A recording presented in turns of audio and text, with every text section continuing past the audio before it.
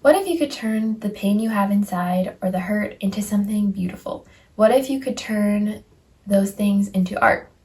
Today I want to talk to you about the ways that I have taken my hurt and pain and emotions and channeled that into creativity and learning to express them through art. Hi, I'm Melissa. Welcome.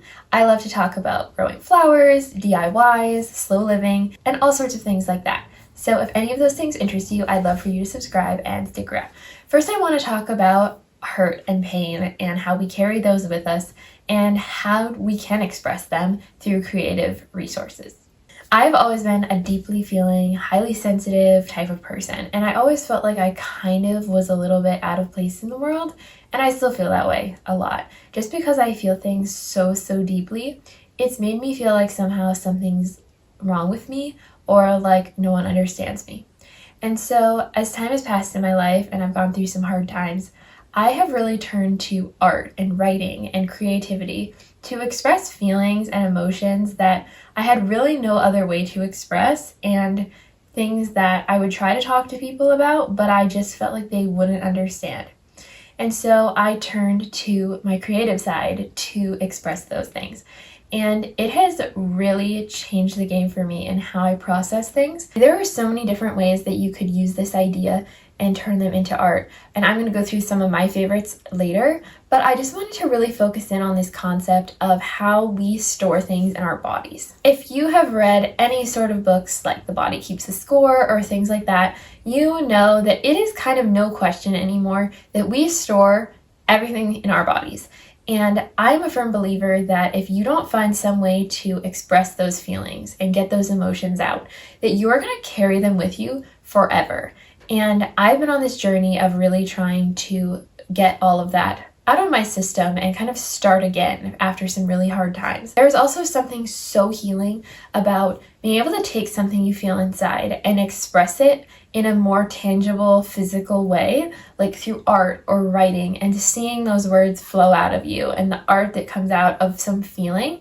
And if you have never experienced this before, or this is a whole new concept to you, I hope you just keep an open mind and really try it for yourself, because it's something that once you experience it, you just know the feeling, and I really hope you try it. I also think about how much beauty there probably is in the world from other people's pain.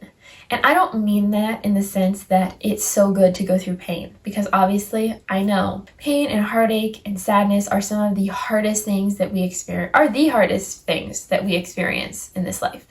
And when you can take those things and then in turn create something beautiful or something that makes somebody else feel understood, or even if you never show anybody these things and you just keep them for yourself and you can look back on them and see them as this tangible thing that represents a hard time in your life but reminds you of how you use that thing to create something beautiful. I also love how the Bible actually talks about how much if we keep things in, it is not good for us. And of course, in the Bible, it's usually more directly talking about like keeping our wrongs inside and not asking for forgiveness or things like that. But it is this concept that if you keep things inside of you, it is not going to end well, and you are going to not feel good physically or emotionally. So that is also another huge reason I see creating and art and all of these things that I'm going to talk about as this beautiful way to get our emotions out. The first of my ideas for how to express your feelings and emotions is to art journal.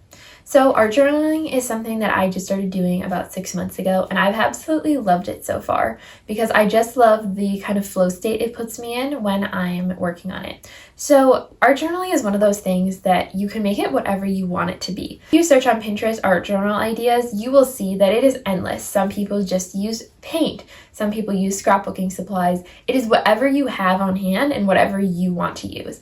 I use a mix of painting, scrapbooking supplies, all things like that. And then I create a page based off of any sort of feeling or emotion that I am strongly trying to work through that day, or that I want to create something out of. I am very into words and quotes and song lyrics and things like that. So very often mine have some sort of quote or song lyric, and then I create the whole page based upon that idea.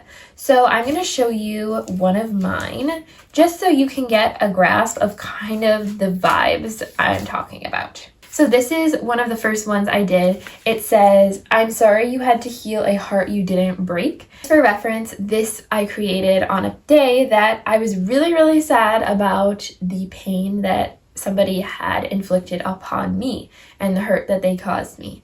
And so I chose this quote that I had seen on, I think it was Instagram or something.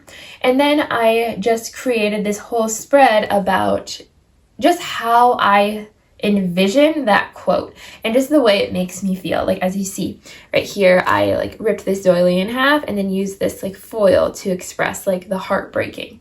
So it can be whatever you want and make it whatever you want. For instance, this is a simpler page I did. It says, "I asked the Lord for flowers and it started to rain," and it just has the paper, and then I used some like gemstones.